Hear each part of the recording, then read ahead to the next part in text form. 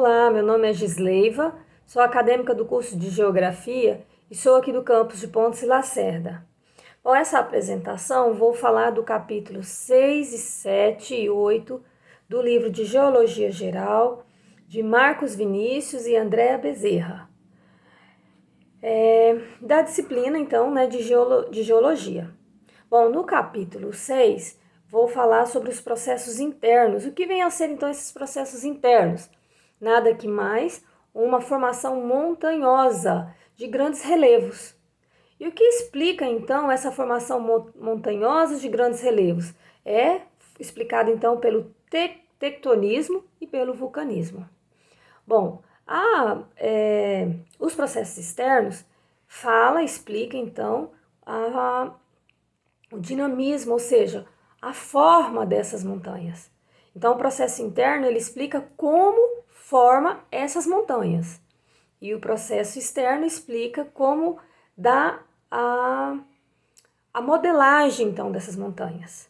Bom, vamos começar, então, pelos processos internos, que são controlados, então, pela dinâmica interna da Terra.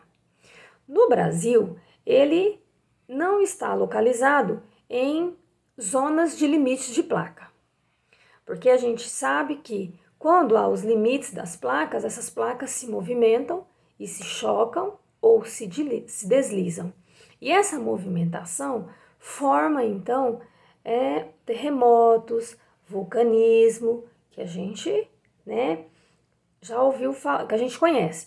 No Brasil, como ela não está no limite, então, dessas placas, então a gente não tem, assim, terremotos ou vulcanismos de grande importância.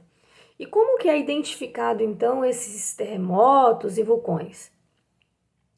São identificados de forma que a gente consegue perceber na movimentação dos utensílios ou dos móveis e através de sondagem. E no Brasil a gente tem terremotos, alguns lugares do Brasil que tem terremotos de pequenas proporções, movimentações dessas placas, de forma bem leve, que são detectadas então por aparelhos. Então no Brasil a gente sabe que não temos então como a gente não está próximo a essa movimentação, então a gente tem pequenos movimentos. Então a movimentação das placas é promovida pela atmosfera e faz com que elas se separam, se choquem e se deslizam. Então isso é conhecido como divergente, que é o distanciamento entre essas placas, convergente, que são as placas litosféricas quando colidem, e conservativas, quando elas deslizam por tensões.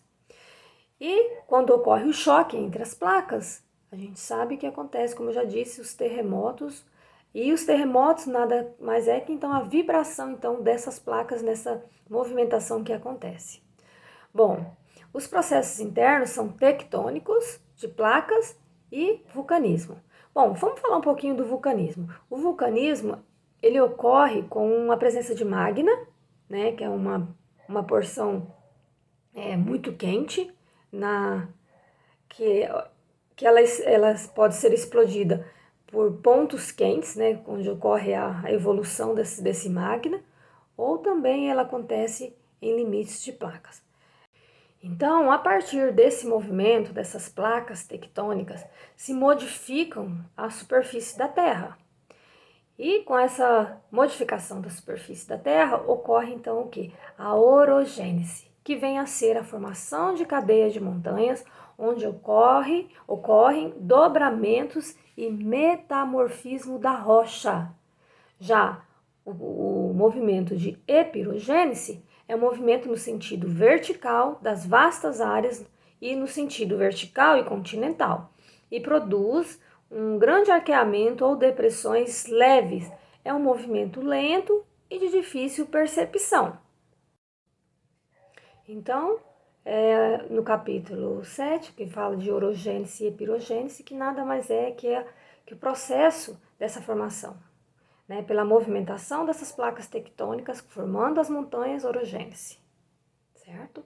E a epirogênese é uma formação assim mais lentamente, certo? Já no capítulo 8, nós vamos falar sobre processos externos. Lembrando que o processo externo é aquele que vai explicar a forma, o movimento, né, das montanhas. Como vai explicar, então, o movimento, como que formou, né, o desenho da montanha. Bom, os processos externos, ele é explicado, então, pelo intemperismo. O intemperismo ocorre, então, por agentes geológicos. E o agente geológico principal é o clima. Clima, a variação de temperatura, umidade, insolação e ventos.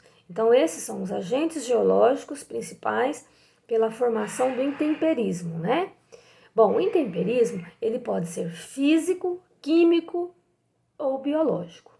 Bom, o intemperismo físico é um processo de desagregar fisicamente, né? Separar, né? E separar a rocha. Então, é um processo de desintegrar fisicamente essa rocha sem alterar a sua composição química. Ela pode acontecer de acordo com a variação da temperatura, né? Cristalização, congelação e isso aqui e agentes tá. E agentes isso mesmo.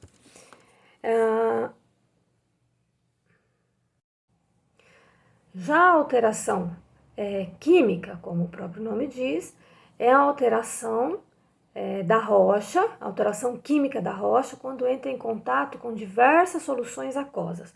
Por exemplo, a oxidação, que é do ferro e do manganês, que pode ocorrer tanto por agentes orgânicos ou inorgânicos.